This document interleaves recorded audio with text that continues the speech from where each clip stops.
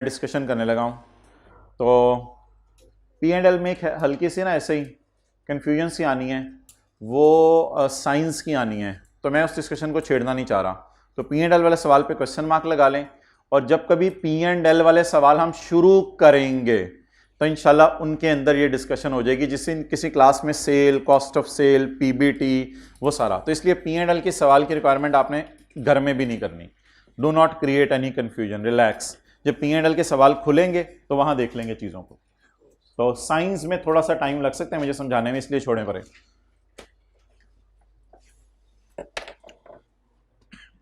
अब एक सवाल हमने किया था पास्ट पेपर का, क्वेश्चन नंबर 2, पास्ट पेपर का क्वेश्चन नंबर 2। उस सवाल को मैं आपके सामने खोलने लगा हूं, और उस सवाल का कैरिंग अमाउंट टैक्स बेस का ओपनिंग बैलेंस डिफरेंस लेके DTLA का जरा निकाल के ट्राई करते हैं कि हमें लॉसेस समझ आए हैं या लॉसेस समझ नहीं आए। Page number 374। मैं तो वैसे उसका सॉल्यूशन खोलूंगा साथ।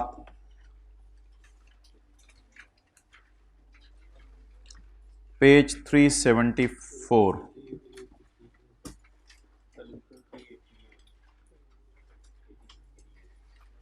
पेज 374। इसमें आपको बड़ी इंटरेस्टिंग चीज मिलेगी। एक किस किस साल का सवाल था? 31/12/11 और 31/12/10। तो 31/12/10 और 11 का तो कैरी डाउन DTLA का हमने निकाला था। इससे पिछला साल कौन सा होगा, जरा सोच के बताएं। 31/12/9। मुझे यह याद पड़े कि 31/12/9 को 7.44 का डेफर्ड टैक्स एसेट बना हुआ उसने ब्रॉड डाउन खुद ही दे दिया था। लेकिन अगर खुदा ना खास्ता इस सवाल के अंदर 31/12/9 का क्या मिसिंग होता, ब्रॉड डाउन मिसिंग होता, तो हम इसको कैसे निकालते? हेडिंग क्या देते? एज ऑन 31/12/8 नहीं ना, 9, बस वो यकम जनवरी 10 का बन जाएगा। Carrying amount tax base difference at the rate of 35%। इसका अल्लाह करे सोल्यूशन अगले सफ़े पे हो मिल जाए। सोल्यूशन ये उससे अगले का था, व्हाइट बोर्ड के ऊपर ही हमने इसके टी अकाउंट खोले थे। शायद वो सफ़ा मैंने डिलीट कर दिया था।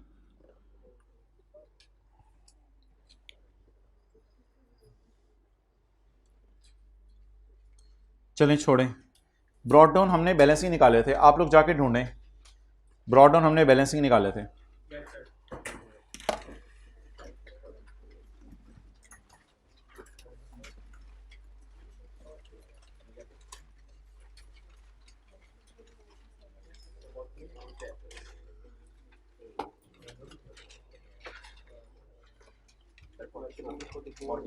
नहीं, ये लास्ट टाइम वाला लेक्चर नहीं, इस वाला लेक्चर मैंने अपने लैपटॉप में रख के लैपटॉप को रिस्क पे डालना है।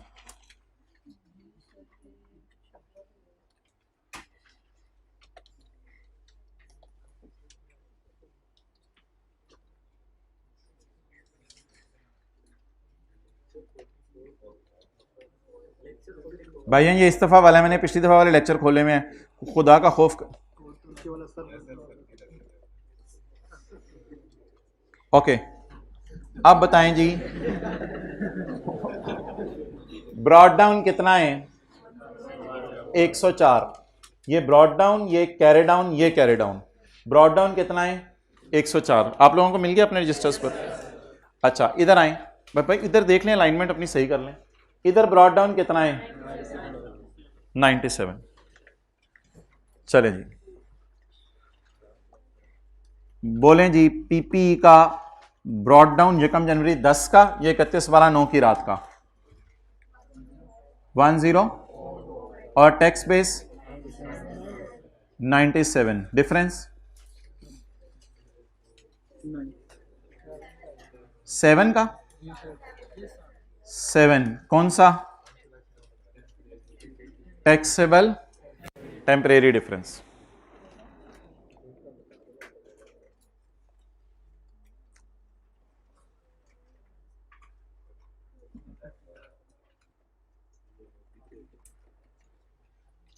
प्रोविजन फॉर डाउटफुल डेट, वो तो वैसे सवाल में दिया हुआ यार, प्रोविजन फॉर डाउटफुल डेट तो सवाल में दिया हुआ, हम ऐसे ही कर रहे हैं। प्रोविजन फॉर डाउटफुल डेट तो सवाल में दिया हुआ है। Provision for doubtful debt as on 31/12/9 was ₹9 million. Provision का बैलेंस 9, इसकी टैक्स बेस कितनी होती है 0। टैक्स वाले ये 9 कब माइनस करने देंगे, जब कभी एक्चुअली राइट ऑफ होगा, पे करने देंगे बोंगी, जब कभी एक्चुअली क्या होगा राइट ऑफ होगा, राइट ऑफ का लफ्ज बोलना है।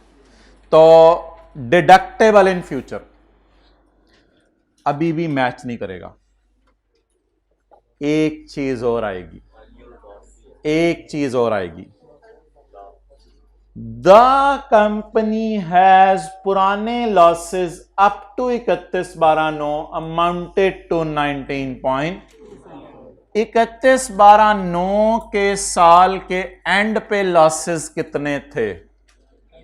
क्या ये लॉस 31/12/9 की रात को अनयूज्ड था? बिल्कुल। और मुझे अच्छी तरह याद है मैंने 2010 में इसको यूज किया था। 2010 में, अल्लाह करे मुझे मिल जाए, 2010 में हमने इसको यूज किया था। 2009 में इधर कोई अनयूज्ड टाइप था 19.25, इधर अनयूज्ड था। आज की क्लास ली है, समझ आ रही है चीजें? इधर क्या था अनयूज्ड। अगले साल अच्छा खासा प्रॉफिट आ गया, मैंने उसे क्या कर लिया, जाएं जाके बनाएं, ये सॉल्यूशन ढूंढें, बुक में बनाएं, बुक में पेज 388।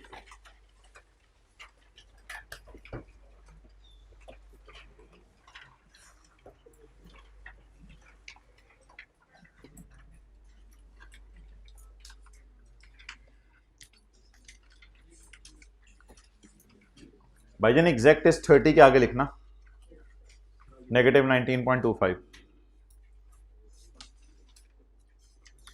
अच्छा, अब आप लोग ना वो अंग्रेजी का फिक्रा पढ़ें, लॉसेस वाला क्या है। The company assessed brought forward losses up to 31 December 2000। 31 दिसंबर 9 तक कितने लॉसेस थे 19.25। ये वैसे ब्रॉड फॉरवर्ड की जगह कैरी डाउन लिखना चाहिए था, ब्रॉड फॉरवर्ड तो अब हुआ है, लेकिन कोई नहीं, खैर है। अप टू 31 दिसंबर 9 आ गया तो वो बात काफी है। अप टू 31 दिसंबर 9 हमारे सवाल में आए,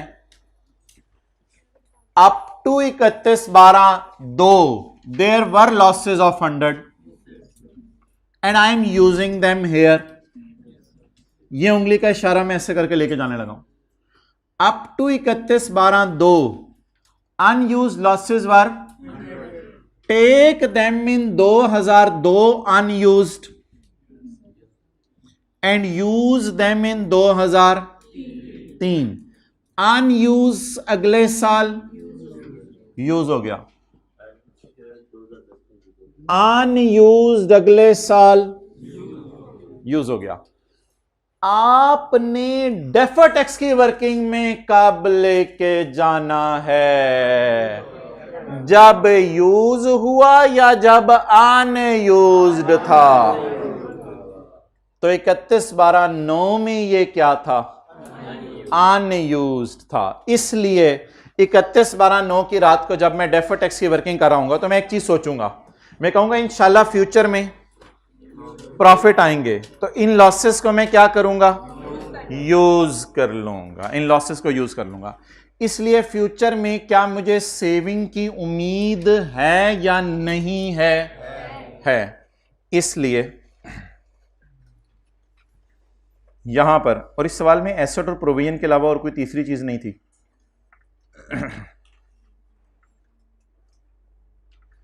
आप बताएं जी,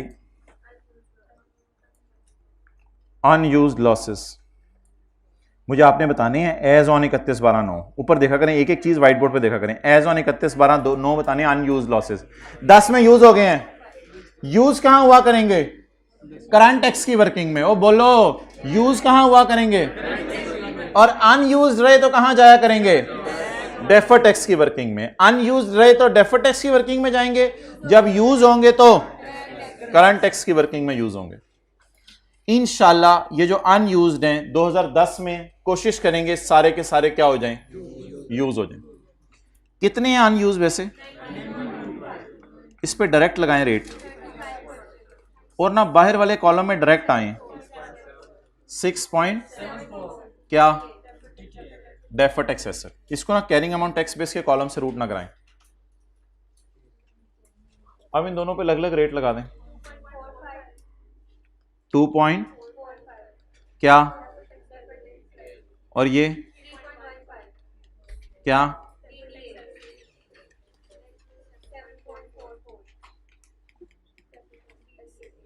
ओ, सवाल में भी तो यही गिवन था 7.44। बस साबित हुआ कि सवाल सही बनाया था आई कैप ने, हैंस प्रूव्ड। अब ये जो अनयूज और यूज वाली लाइन है ना, ये मैं आपको लिखवाने लगा हूं उर्दू में।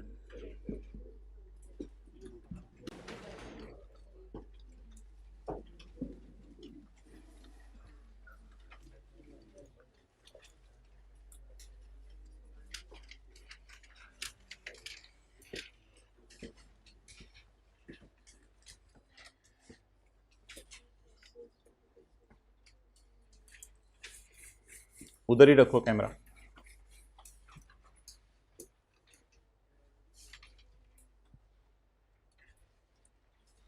देखें जी इधर। अभी मैं फिक्रा बाद में, अच्छा उधर उधर करो कैमरा।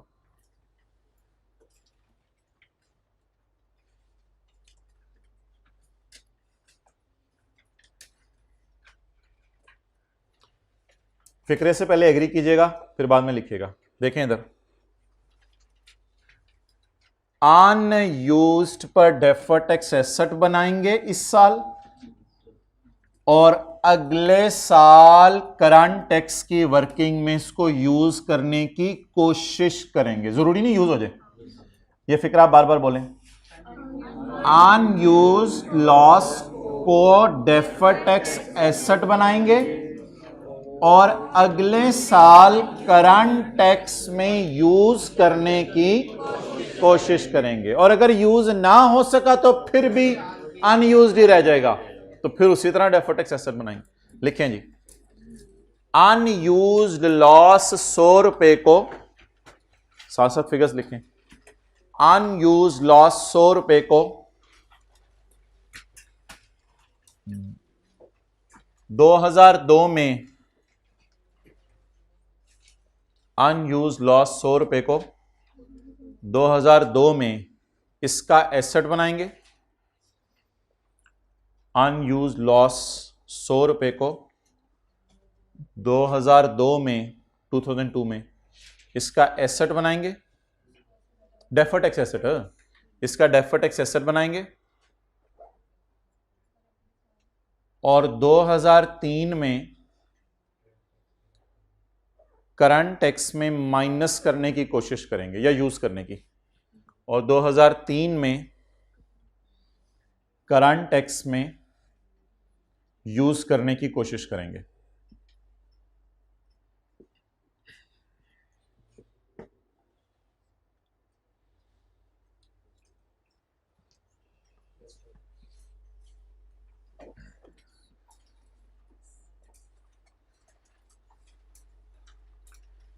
फिक्रा बोलें कुछ।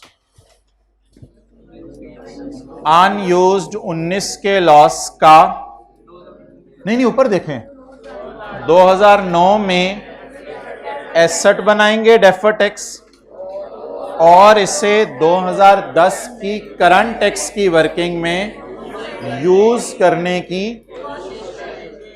अब जब यूज हो गया था तो पास पेपर के क्वेश्चन 2 में अनयूज लॉस कोई था ही नहीं इस साल, इसलिए वो कॉन्सेप्ट आपको उस वक्त पढ़ाया भी नहीं हुआ था अनयूज लॉस का, लेकिन था भी नहीं। अनयूज लॉस था या उल्टा प्रॉफिट आ गया था। और ये वाला क्यों नहीं किया था उस दिन हमने, क्योंकि अल्लाह का शुक्र है सवाल में बीडी गिवन था, लेकिन अगर बीडी गिवन तो फिर ये करने की कोशिश करते। तो अब इंशाल्लाह ये चीज बार बार जब जहन में आएगी तो याद रह जाएगी। जिस साल अनयूज्ड है उसका क्या बनाना है, एसेट, और अगले साल कोशिश करनी है। चलें जी, no we are wasting our time. FAR1 निकाल लें। FAR1 पेज 377 पे आए, पेज 377 पे।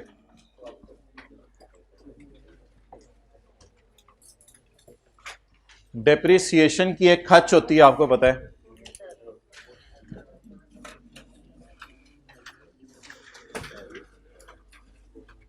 सवाल में सिर्फ ईयर एंड्स पढ़ लें। ये सवाल आपका होमवर्क है, एक्स ये वाला भी, ये जो अभी मैंने पास पेपर क्वेश्चन 6 खोला है, except second last adjustment. Past paper का question 6, except second last adjustment, except second last adjustment. वो इंशाल्लाह 3-4 दिन बाद हम करेंगे, और उसको सवाल में इग्नोर कैसे करना है वो मैं इंशाल्लाह आपको भी दिखा दूंगा सोल्यूशन से। ये सवाल हमने कर लिया हुआ है क्लास में, फ्लोर एंड टाइल्स के नाम से, शायद आपको याद हो। ये पहला सवाल था जो हमने क्लास में किया था। Following are the financial statements of floor and tile for the year ended 31 December 2015। Profit, gratuity, bad debt, capital gain, opening balance. ये डाटा इसमें दूसरा और तीसरा ना, ये मैंने छुपाया हुआ था। बाकी लीज उसी तरह है, और 1 मिलियन आपने पेनल्टी को पे किया है, और जाने वाले एम्प्लॉयज को आपने ग्रेचुटी पे किया है।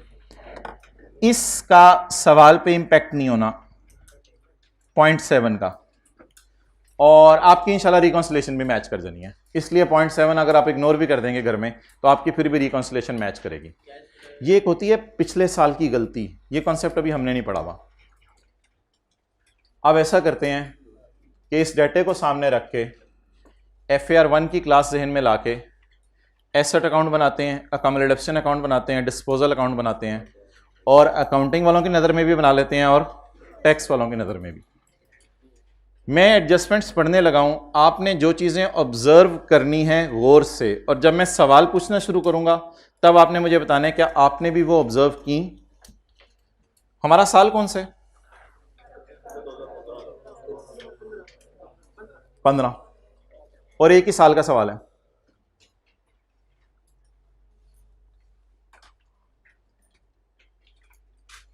The cost and other details relating to buildings owned included in PP owned IS 16 लिख लें या leased। The cost and other details of buildings owned included in PP are as follows। Opening balance, ये buildings कब खरीदी थी, 2013 में। हम कहां खड़े हैं, 15 में। 13, 14, 15, 3 साल हो गए हमारे साल के एंड पे इनको, और हमारे साल के स्टार्ट में। एक बिल्डिंग हमने इस साल बेच दी है, 31 दिसंबर 15 हमारा ईयर एंड है, 30 अप्रैल। प्योरली FAR1 का सवाल है, कितने की बेची। डिस्पोजल अकाउंट बनाएंगे, अकाउंटिंग वालों का गेन लॉस भी तो निकालना है ना।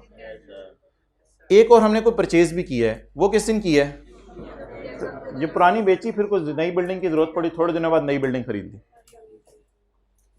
अच्छा, अकाउंटिंग वाले डिप्रिशिएट कर रहे हैं कितने %, 5%। टैक्स वाले डिप्रिशिएट कर रहे हैं 10% on reducing balance method. Accounting वालों की depreciation of all other owned assets in PP is same as tax वालों की डिप्रिसिएशन।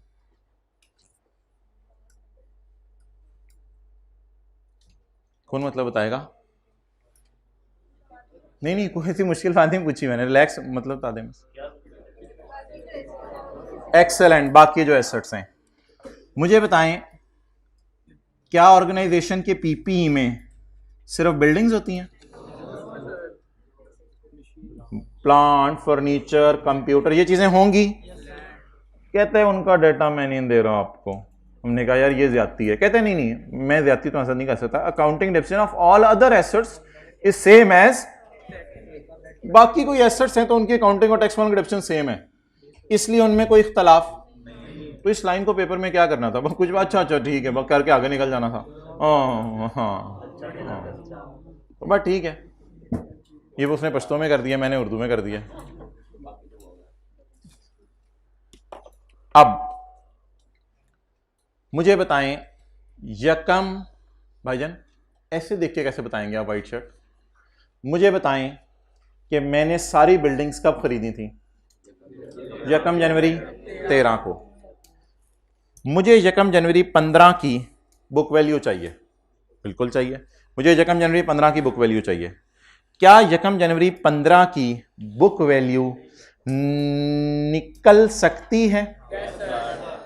अगर 3 बातें पूरी हो जाएं, डेट ऑफ परचेज दे दे सारे एसेट्स की, उनकी cost they they at the time of purchase, और तीसरी बात वो ये कर दे कि सवाल में डेप्रिसिएशन का रेट दे दे।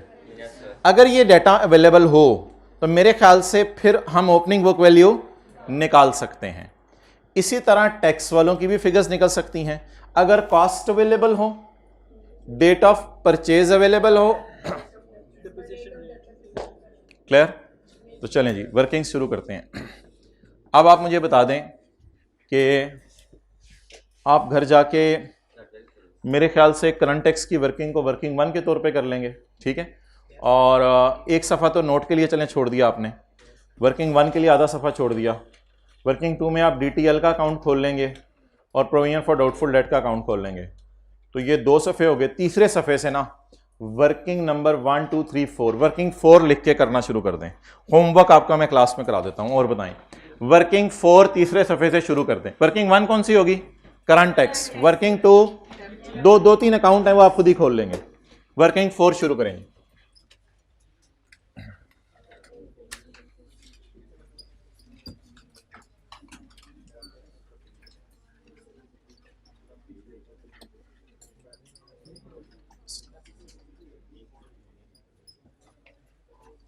आप अकाउंट बुक वैल्यू पे भी बनाना चाहें तो बना सकते हैं, कोई मसला नहीं। मैं एसेट और अकाउंट डेप्रिसिएशन अकाउंट अलग अलग बना रहा हूं। जी बताएं भाई, ये ओपनिंग कॉस्ट है जो ओपनिंग बुक वैल्यू है?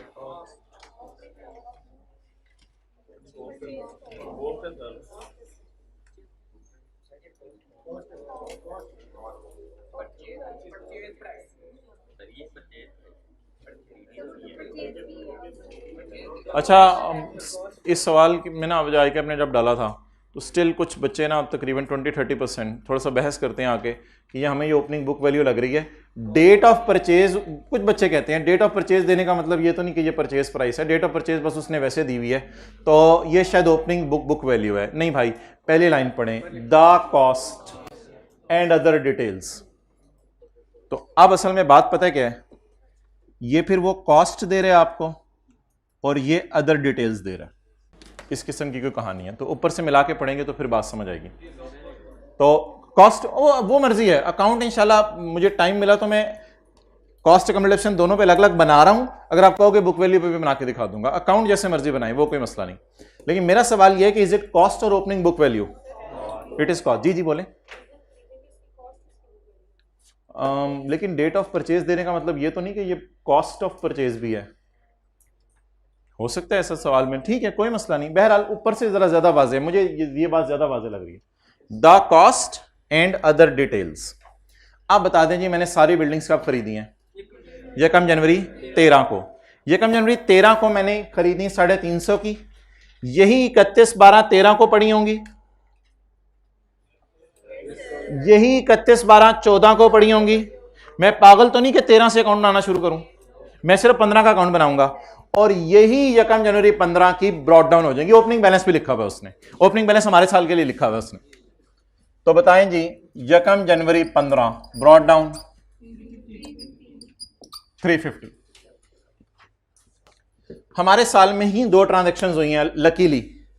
एक ट्रांजैक्शन हमारे साल में क्या हुई है? अप्रैल में डिस्पोजल, ईयर एंड दिसंबर है, और एक हमारे साल में जुलाई में एडिशन। इन दोनों की कॉस्ट मुझे लिखवा दें। एडिशन की कॉस्ट और डेट ऑफ परचेज जी। एडिशन, अच्छा इधर क्या लिखवाएंगे? डिस्पोजल की कॉस्ट, कॉस्ट ही 30 जी मोहतरम। कैरी डाउन निकलवा दें, कैरी डाउन 360।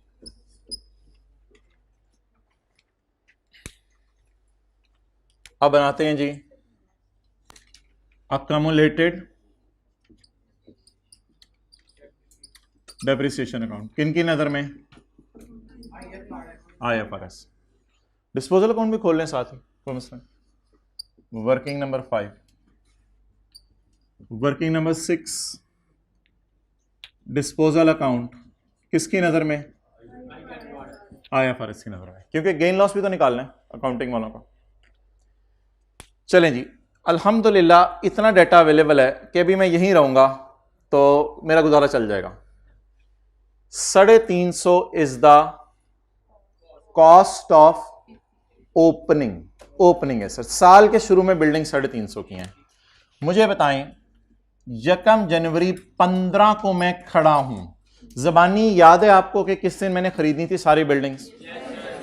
सारी बिल्डिंग्स मैंने खरीदी थी 1 जनवरी 13 को, पूरा 13 पूरा 14, 2 साल मेरी बिल्डिंग्स जो है वो डिप्रिशिएट हो चुकी हैं।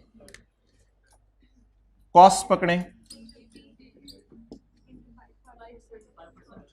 अकाउंटिंग वालों की डिडक्शन कैसे रिकॉर्ड हो रही है? 5% इंटू 5%, ये फैक्टर मुझे क्या देगा? 1 साल की डिप्रिसिएशन। मैं इसको मल्टीप्लाई कर देता हूं 2 ईयर्स से, ताकि मुझे 2 सालों की अक्यूमुलेटेड डिप्रिसिएशन मिल जाए। 35। इसकी वर्किंग की जरूरत नहीं थी, यहां डायरेक्ट हो सकता था। नेक्स्ट 31/12/15 को मैं डेप्रिसिएशन निकालूंगा। वर्किंग नंबर 7 डेप्रिसिएशन किसकी नजर में? IFRS की नजर में। On opening asset excluding disposal, on addition on disposal. What is the cost of opening assets? क्या ये सारे यूज हुए या इनमें से कुछ 4 महीने यूज हुए? एक चीज देखिएगा, आप एंजॉय करेंगे। इस 30 को फौरन यहां लाकर 4/12 कर दें, ताकि फिर भूले ना। ओपनिंग कितने थे? इसमें से कितनी कॉस्ट वाले बिक गए? इनको फौरन यहां लाकर 4/12 फैक्टर से मल्टीप्लाई कर दें, ताकि ये जनवरी फरवरी मार्च अप्रैल की डिडक्शन आ जाए। अच्छा जी, अब 350 में से जब 30 माइनस कर दिए तो 320 वाले एसेट तो सारा साल इस्तेमाल हुए, तो इस पे फिर 5% लगा दें। एडिशन पे 6/12 का फैक्टर लगा दें। 40 इंटू 5% इंटू 6/12,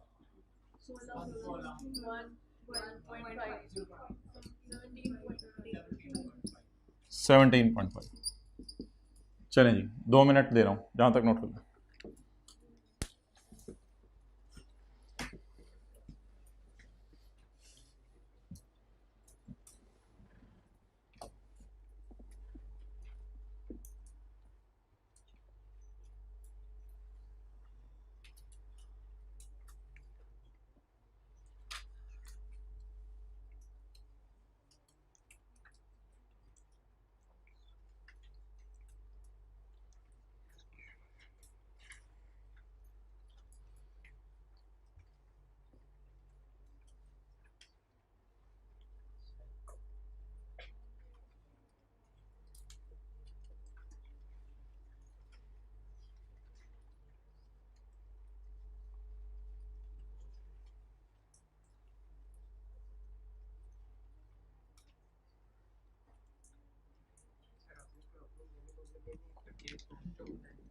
ओपनिंग लेने का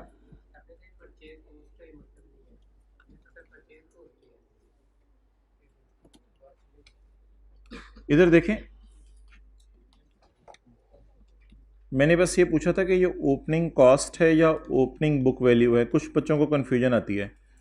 तो आप लोग मुझे कह रहे थे ओपनिंग कॉस्ट इस वजह से है कि ये परचेज की डेट दी हुई है। मैंने कहा था ज़्यादा बेहतर तो ये बात है कि ऊपर लिखा हुआ है ये कॉस्ट है,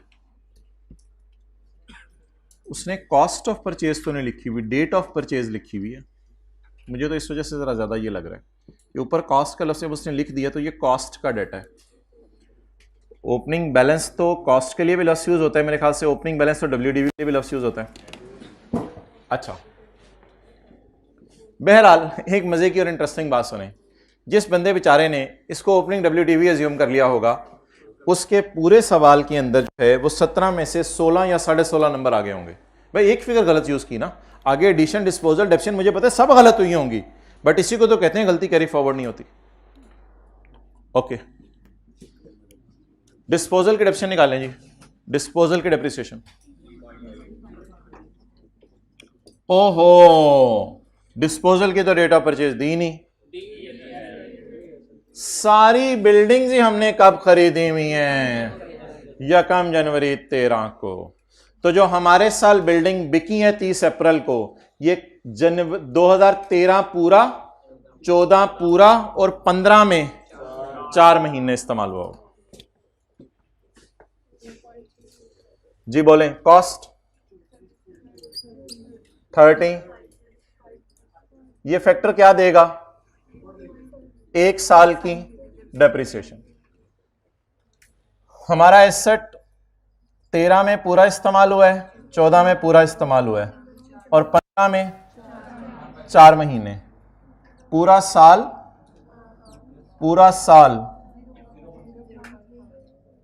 4 महीने।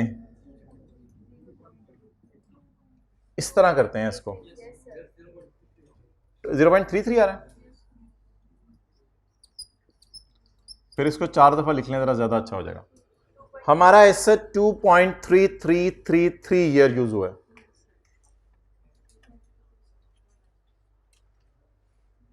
यही तरीका होता है स्ट्रेट लाइन में, मल्टीप्लाइड बाय जी 3.5।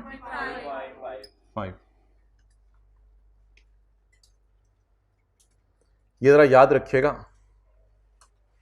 हमारे एसेट ने इस्तेमाल कितने साल होना था? हमारा 20 साल होना था ना, फिर इतने बड़े बड़े नहीं हो गए वे। 5% का मतलब 20 साल होता है, 2% का मतलब 50 साल होता है।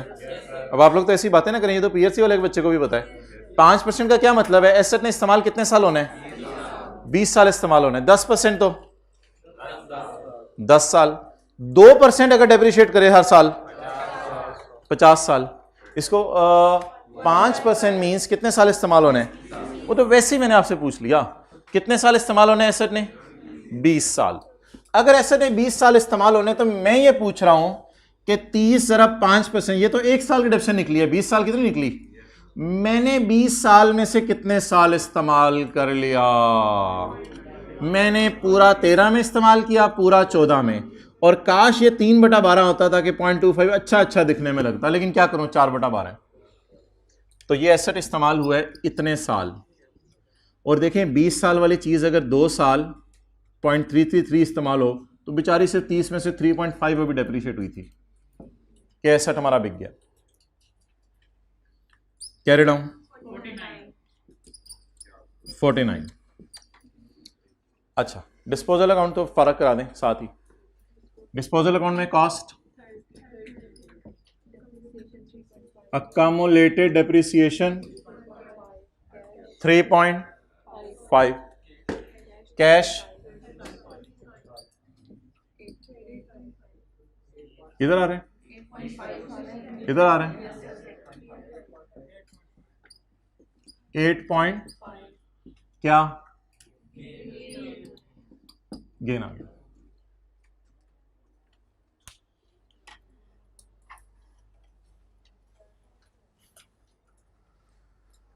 So that was a little bit about affair 1.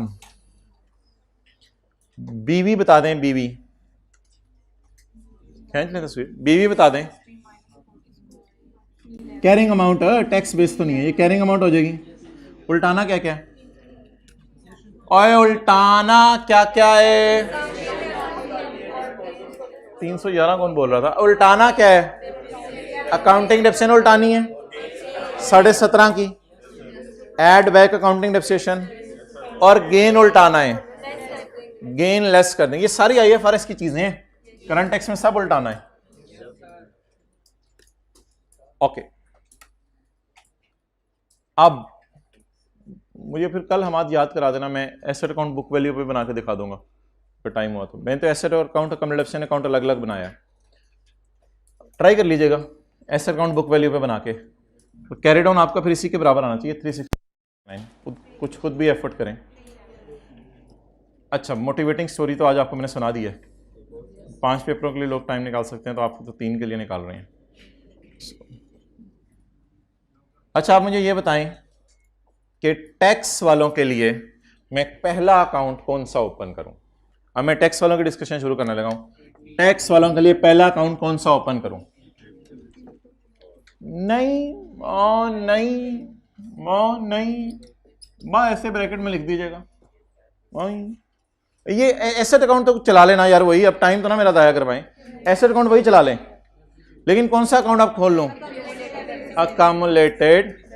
चलें लिखें जी, यहां टैक्स वालों को भी एसेट अकाउंट तो वही चलने दें। असल में एक बात याद रखिएगा, एडिशंस की कॉस्ट पे हमारी कभी लड़ाई नहीं होती। कॉस्ट पे हमारी लड़ाई है ही नहीं, ना ओपनिंग कॉस्ट पे लड़ाई है, ना एडिशन की कॉस्ट पे लड़ाई है, ना डिस्पोजल की कॉस्ट पे लड़ाई है, ना कैरी डाउन पे लड़ाई है। लड़ाई तब है डेप्रिसिएशन का जब रेट आ जाए, तो वो लड़ाई है। आप बता दें मैंने कौन सा अकाउंट खोलूं? वर्किंग नंबर 8,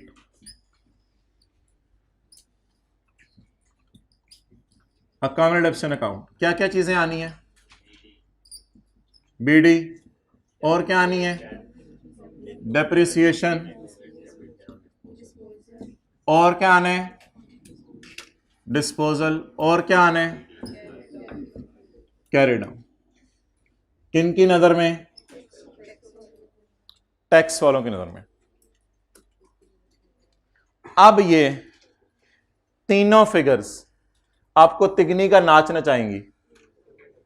बड़ी गंदी वर्किंग होती है डब्ल्यूडीवी की, आप लोग फेमिलियर हैं, यूज्ड टू हैं, इसलिए आप कंफर्टेबल फील करते हैं, बट बड़ी लंबी और गंदी वर्किंग होती है डब्ल्यूडीवी की। आसान है बट ऑब्वियसली टाइम टेकिंग है। कुछ शॉर्टकट्स भी इसके वैसे निकाल लिए हैं लोगों ने, लेकिन अभी शॉर्टकट्स की तरफ शायद मैं ना ही जाऊं तो बेहतर है अभी। अच्छा जी, टैक्स वालों का रेट पकड़ लें। क्या रिड्यूसिंग बैलेंस मेथड का दानिश ये मतलब नहीं है कि अकाउंट भी बुक वैल्यू पे बना दो। अकाउंट में एसेट और कम्युलेशन अकाउंट अलग अलग डब्ल्यूडीवी मेथड में कई दफा बनाता था एफएआर 1 में, अकाउंट अलग अलग चलने दे, बस रेट कौन सा यूज करना है? 10% और रिड्यूसिंग बैलेंस मेथड वाला।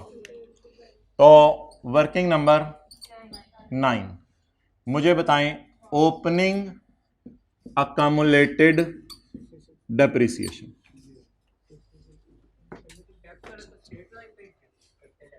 किसने क्या टैक्स वाले स्ट्रेट लाइन पे करते हैं? सवाल बताया करेगा भैया, सवाल बताएगा। टैक्स वाले कौन कहते हैं स्ट्रेट लाइन पे करते हैं? सवाल बता रहे। टैक्स की बुक तो छोड़ दें, पता नहीं किस मुल्क के टैक्स लॉसेस ने सवाल उठाया, हमें क्या पता। बोलें जी, कॉस्ट 1 जनवरी 13, एक्सेलेंट 350। डेप्रिसिएशन निकालें 13 की,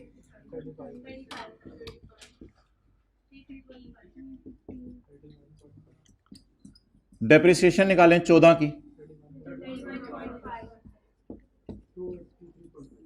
280। ये क्या है? बीवी, किस दिन की? मुझे बीवी नहीं चाहिए यार। 31 अल्हम्दुलिल्लाह है इसलिए। अच्छा, 31/12/14 की बीवी नहीं मुझे चाहिए। मुझे क्या चाहिए? मुझे क्या चाहिए? तो मैं अपनी बात कर रहा हूं। मुझे क्या चाहिए? Accumulated depreciation. अब खोतों की तरह कम्युलेटिव आप लोग जमा करते थे या कॉस्ट और बीवी का डिफरेंस ले लेते थे? यहां पे कुछ इस तरह लिखा करते थे, अकम्युलेटेड डेप्रिसिएशन -283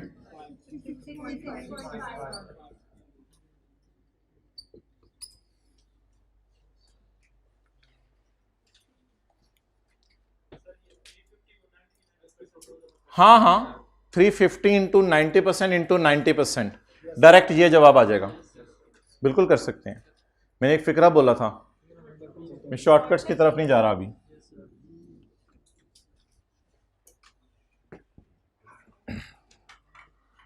मेरे ख्याल से अब आप लोग डिस्पोजल्स की कैलकुलेशन पहले कर लें, शायद आपको याद हो, फिर डेप्रिसिएशन निकालनी आसान हो जाएगी।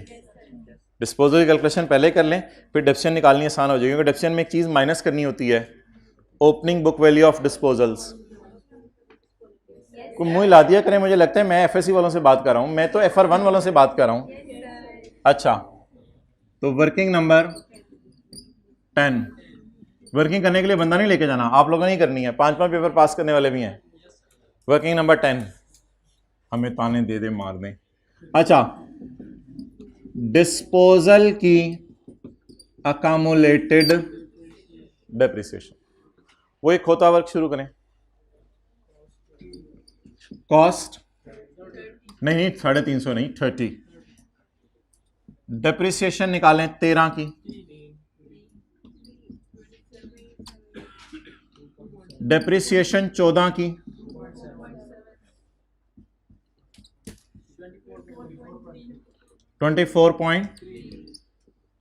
बिला वजह नहीं आपने कहना no depreciation in the year of disposal, करें चार्ज, 4 महीने की डेप्रिसिएशन चार्ज करें।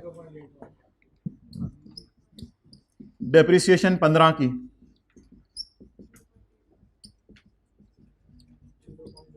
फोर बाय 12, 0.81, मुझे बीवी नहीं चाहिए, ये बीवी आ गई है, क्या करें? यार तो भी बोंगी ना मारा कर। 30 माइनस 23.49, 6.51। चलो भाई यार एक्स्ट्रा शीट लेके आओ, मेरे पास जगह खत्म हो गई है। अच्छा जी, टाइम नहीं खत्म हुआ। 6.51, व्हाट इज दिस?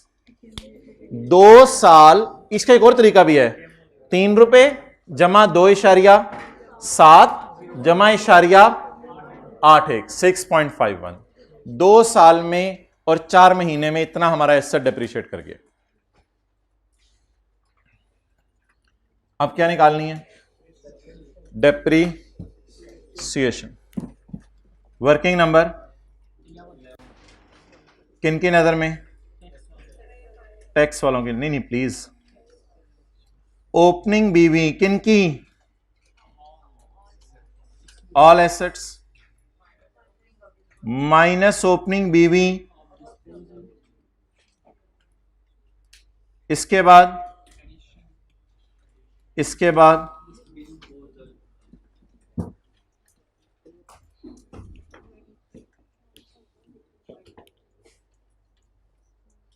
ये वाला हो गया होगा आपका 6.51 तक। चलें जी, ओपनिंग बीवी बता दें सारे एसेट्स की। आप घर जाके ये ना कहिएगा आप लोगों ने ये फिगर नहीं निकलवाई थी, थोड़े से अक्लमंद हो जाएं। ओपनिंग बीवी बता दें सारे एसेट्स की। Opening cost minus opening accumulated, सबकी बीवियां, सारी बिल्डिंगों की बीवियां कितनी हो गई? 280।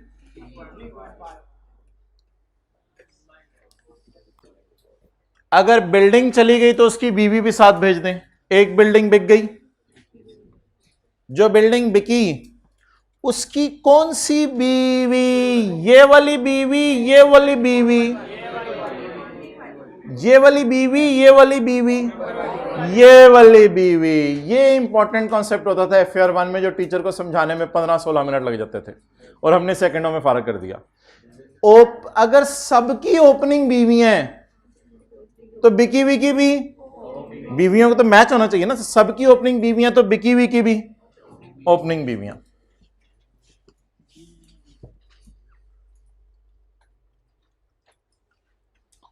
अच्छा जी, एडिशन की कॉस्ट और बिकी हुई बिल्डिंग की डेप्रिसिएशन इस साल की 0.81। बस ठीक है, आगे रेट शीट में कल लगाऊंगा। अब इसमें रेट शीट और डिस्पोजल अकाउंट तो आप खुद ही बना लेंगे। चलो जी, क्लोज करो। एक सेकंड बस, ठीक है। ये नोट कर लें यहां तक कि जिसने उठता है वो उठता रहे। अब कैमरा उधर करो, जरा तस्वीर खींच लें हाइब्रिड वाले।